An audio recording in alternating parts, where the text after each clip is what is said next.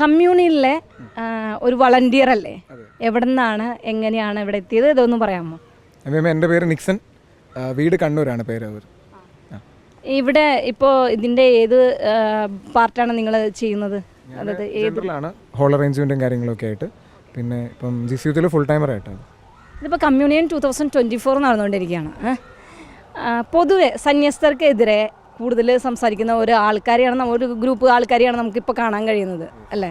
ഇപ്പോൾ ഒരു സന്യാസിനി ഒരു പാട്ട് പാടി അല്ലെങ്കിൽ ഒരു കാര്യം പറഞ്ഞാൽ നല്ലതായാലും ഒട്ടുമിക്ക നല്ല കാര്യങ്ങളാണ് പറയുന്നത് എങ്കിൽ തന്നെയും അതിൻ്റെ പോസ്റ്റൊക്കെ വരുമ്പോൾ എപ്പോഴും നമുക്ക് ഭയങ്കര നെഗറ്റിവിറ്റി ആയിട്ടുള്ള കാര്യങ്ങളാണ് ആൾക്കാർ സംസാരിക്കുന്നത്.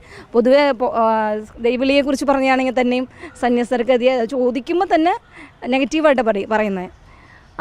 ഈ സാഹചര്യത്തിൽ, അത്തരത്തിലുള്ള ഒരു സാഹചര്യത്തിൽ നമ്മൾ നിലനിൽക്കുമ്പോൾ എന്തുകൊണ്ട് ജീസസ് യൂത്ത് കമ്മ്യൂണിയൻ 2024 കണ്ടക്ട് ചെയ്യുന്നു? അതാണ് ആദ്യത്തെ ചോദ്യം. ഓക്കെ, സത്യത്തിൽ ജീസസ് യൂത്തിന് സിസ്റ്റേഴ്സിന് ഒത്തിരി കാര്യമായിട്ട് ആവശ്യമുണ്ട്. അതെന്തുകൊണ്ടെന്ന് വെച്ചിട്ടുണ്ടെങ്കിൽ, ഇപ്പം നവ്യമയ്ക്ക് ഞാനൊരു ഉദാഹരണം പറഞ്ഞുതരാം. ഇപ്പം നമ്മൾ എന്ത് കാര്യം ചെയ്യുവാണെങ്കിലും എന്ത് കാര്യം മേടിക്കുവാണെങ്കിലും ഒക്കെ അതിൽ അതിന് നല്ല വശം ഉണ്ടാവും, പോസിറ്റീവായിട്ടുള്ളതും നെഗറ്റീവായിട്ടുള്ളൊരു വശമുണ്ട്. ഓക്കെ, ഇപ്പം നമ്മൾ സിസ്റ്റേഴ്സിനെ അല്ലെങ്കിൽ സന്യസ്തരെ അച്ഛന്മാരെ ഒക്കെ എടുക്കുമ്പോഴും ഇവർ ഒരു 6 വർഷം അല്ലെങ്കിൽ 12 വർഷം 14 വർഷം ഇവരൊരു ട്രെയിനിങ് സെൻറ്ററിലേക്ക് നമ്മൾ അവരെ പിടിച്ചിട്ട് അവിടുന്ന് ഇങ്ങനെ ആവണമെന്നും പറഞ്ഞ് വാർത്തെടുത്ത് വരുന്ന ആൾക്കാരല്ല. അവരും മനുഷ്യരാണ്, മാനസികമായ പ്രശ്നങ്ങൾ അവരിലും ഉണ്ടാവും. അപ്പം നമ്മൾ ഇത്രയും കുഞ്ഞു കുഞ്ഞു പ്രശ്നങ്ങൾ കാണുമ്പം നമ്മളെല്ലാവരും കാണാതെ പോകുന്ന കുറച്ച് കാര്യങ്ങൾ എന്ന് പറഞ്ഞാൽ അവർ ചെയ്യുന്ന പോസിറ്റീവായിട്ടുള്ള കുറേ സൈഡുകളാണ്. അതേപോലെ ഇങ്ങനെ സിസ്റ്റേഴ്സായിട്ടും അച്ഛന്മാരായിട്ടും അവരുടെ ഒരു വ്രതവാഗ്ദാനവും ഒക്കെ കഴിഞ്ഞ് പുറത്തിറങ്ങുന്ന അവരുടേതായ എഫേർട്ടുകളുണ്ട്, അല്ലെങ്കിൽ അവർ കർത്താവിന് വേണ്ടി മാറ്റി വെച്ച സമയം കൊണ്ട് അവർ ചെയ്യുന്ന ഒത്തിരി പോസിറ്റീവായിട്ടുള്ള കാര്യങ്ങളുണ്ട്. അത് ചിലപ്പോൾ നമ്മൾ ശ്രദ്ധിക്കാറില്ല പലപ്പോഴും.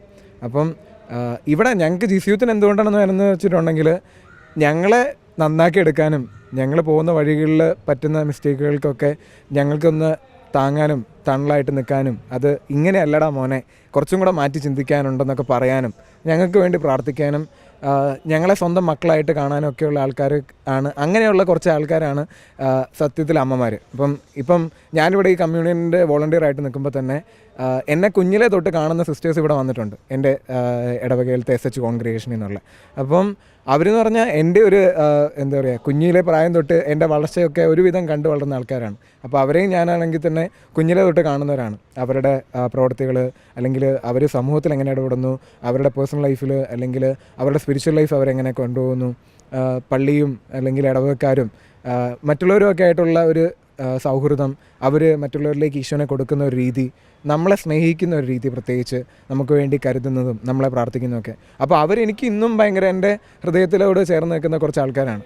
അപ്പം ഉറപ്പായിട്ടും എന്നെ സംബന്ധിച്ച് ജീസസ് യൂത്തിന് അല്ലെങ്കിൽ ജീസസ് യൂത്തിന് അമ്മമാരെ വേണമെന്ന് പറയുന്നതിൻ്റെ ഒരു കാര്യം എന്ന് പറയുന്നത്, നമ്മളെ സ്വന്തം അമ്മമാരെ പോലെ കരുതുന്ന, നമ്മളെ സ്നേഹിക്കുന്ന, നമുക്ക് വേണ്ടി പ്രാർത്ഥിക്കുന്ന, അല്ലെങ്കിൽ നമ്മുടെ വഴികൾ നന്നാക്കാൻ ശ്രമിക്കുന്ന, അതിനൊരു എന്താ പറയുക, സഹായകരമാകുന്ന ഒരു രീതിയിൽ നമ്മളെ നയിക്കുന്ന ഒരു കൂട്ടം ആൾക്കാരാണ് സന്യസ്തർ, അച്ഛന്മാരും സിസ്റ്റേഴ്സും ഒക്കെ.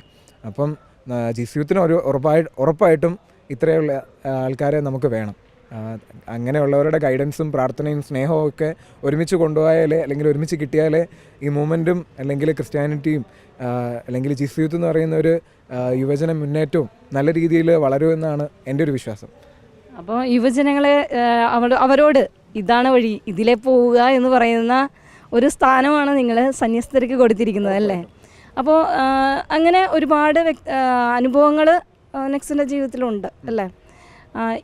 ഇപ്പോൾ നെക്സ്റ്റ് സംസാരിച്ചത്, ഇനി പൊതുജനങ്ങളുടെ ഇടയിലേക്ക് ഒരു സോഷ്യൽ മീഡിയയിലേക്ക് വരുമ്പോൾ തന്നെ ഇപ്പോൾ ആരെങ്കിലും അതിനൊരു നെഗറ്റീവ് പോസ്റ്റ് ഇടാണ്, ഇപ്പോൾ പറഞ്ഞതിനെ ഉദ്ദേശിച്ച്, അതിനെക്കുറിച്ച് അതിന് മറുപടിയായിട്ട് എന്തായിരിക്കും നിക്സൺ കൊടുക്കാൻ ഉദ്ദേശിക്കുക? മറുപടി പറയുന്ന അഭിയമേ, എല്ലാവരും ഞാൻ നേരത്തെ പറഞ്ഞ പോലെ തന്നെ എല്ലാവരും മനുഷ്യരാണ്. അപ്പം മാനസികമായ പ്രശ്നങ്ങൾ എല്ലാവരിലും ഉണ്ട്. നമ്മൾ ഒരു കാര്യത്തെ എടുക്കുന്ന രീതി അതിലാണ് അതിൻ്റെ ഒരു ഘടകം ഇരിക്കുന്നതെന്ന് ഞാൻ വിശ്വസിക്കുന്നത്.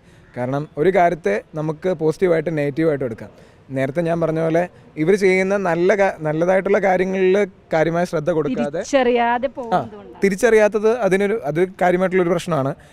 നല്ല വശം കൂടുതലായിട്ട് പ്രയോറിറ്റൈസ് ചെയ്യുകയോ അല്ലെങ്കിൽ അതിനെ ശ്രദ്ധിക്കാതെ മോശമായിട്ട് അല്ലെങ്കിൽ അവരുടെ ഭാഗത്തു നിന്ന് വരുന്ന ചെറിയ ചെറിയ മിസ്റ്റേക്കുകൾ ഉറപ്പായിട്ടും എല്ലാവർക്കും മാനസികമായ പ്രശ്നങ്ങളുണ്ട്. അപ്പോൾ അതിൽ നിന്ന് 1-2 പേര് ചെറുതായ പ്രശ്നങ്ങൾ അല്ലെങ്കിൽ അവരുടെ ജീവിതത്തിൽ അവർ ആയിരിക്കുന്ന ഒരു എന്താ പറയുക ഒരു അവസ്ഥയിൽ ചിലപ്പോൾ അവർക്ക് ഫേസ് ചെയ്യുന്ന പ്രശ്നങ്ങൾ അല്ലെങ്കിൽ അവർ കടന്നു പോകുന്ന സാഹചര്യങ്ങളിൽ നിന്ന് ചിലപ്പോൾ അവർ തെറ്റായ ഒരു വഴിയിലേക്ക് മാറിപ്പോയേക്കാം. എന്ന് വെച്ച് നമുക്കൊരു സമൂഹത്തെ മൊത്തമായിട്ട് അതെ 1-2 പേരോ അവർ മൂലം ബാക്കി എല്ലാവരും അങ്ങനെയാണെന്നുള്ളൊരു ചിന്താഗതി ഉണ്ട് കോമൺ ആയിട്ട്. അപ്പം അത് നമുക്കിപ്പം ഒരാളുടെ ചിന്താഗതിനെ നമ്മൾ ഇങ്ങനെയാണെന്ന് മാറ്റിയെടുക്കാനൊന്നും നമുക്ക് പറ്റത്തില്ല.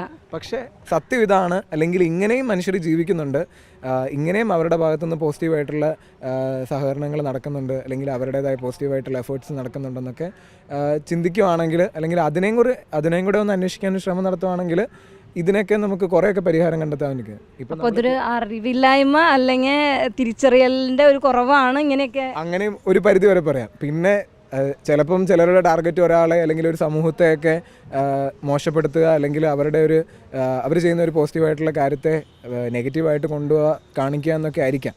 ചിലപ്പം അതിപ്പോൾ ഒരിക്കലും റിലീജിയസ് ആയിട്ട് തന്നെ ആവണമെന്ന് നിർബന്ധമില്ല. ഓരോരുത്തരുടെ മനുഷ്യൻ്റെ അവരുടെ ഉള്ളിലിരിക്കുന്ന വാസനകളൊക്കെ അവരെ നയിക്കുന്നത് വേറെ രീതിയിലൊക്കെ ആയിരിക്കും.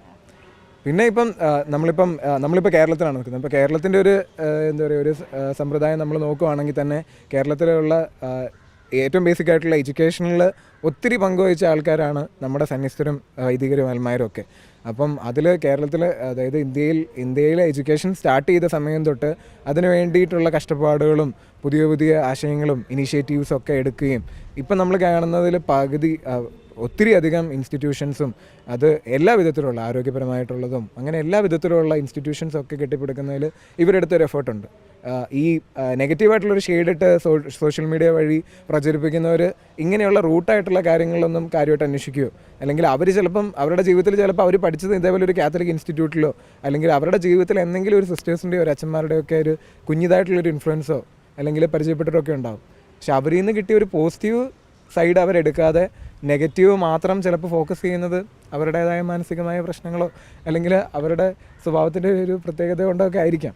നമുക്കൊരാളെയും ജഡ്ജ് ചെയ്യാൻ പറ്റത്തില്ല, ഒരാൾ ഇങ്ങനെ ആയിരിക്കണം ഇങ്ങനെയാണെന്നൊക്കെ. പക്ഷേ സോഷ്യൽ മീഡിയ വഴി നമുക്ക് ഒത്തിരി അറിവുകൾ കിട്ടുന്നുണ്ട്. അതിൽ കൂടെ തന്നെ ഒരാളെ ഡിഫെയിം ചെയ്യാനും നമുക്ക് സാധിക്കും. അപ്പം ഇപ്പോൾ ചിലരുടെ അവരുടെ ഒരു ആശയം എന്ന് പറയുന്നത് ഒരാളെ അല്ലെങ്കിൽ മറ്റൊരു വ്യക്തിയെ, ഒരു സമൂഹത്തെ താഴ്ത്തിക്കെട്ടുക, അല്ലെങ്കിൽ അവരെ നെഗറ്റീവായിട്ടുള്ള കാര്യങ്ങൾ മാത്രം എടുത്തിടുക എന്നായിരിക്കണമെങ്കിൽ നമുക്കതിനെ എതിർക്കാനൊന്നും അല്ലാതെ പറ്റത്തില്ല. അപ്പോൾ ജീസസ് യൂത്തിന് ഇനിയും സിസ്റ്റേഴ്സിനെ ആവശ്യമുണ്ട്, ഉറപ്പായിട്ടും. ഓക്കെ. അപ്പോൾ ഒരുപാട് നല്ല അമ്മമാരെ ജീസസ് യൂത്തിന് കിട്ടട്ടെ എന്ന് ആശംസിക്കുന്നു. കൂടെ തന്നെ ഒത്തിരി വിശുദ്ധരായ യുവജനങ്ങളും ഉടലെടുക്കപ്പെടട്ടെ എന്ന് ആശംസിക്കുന്നു.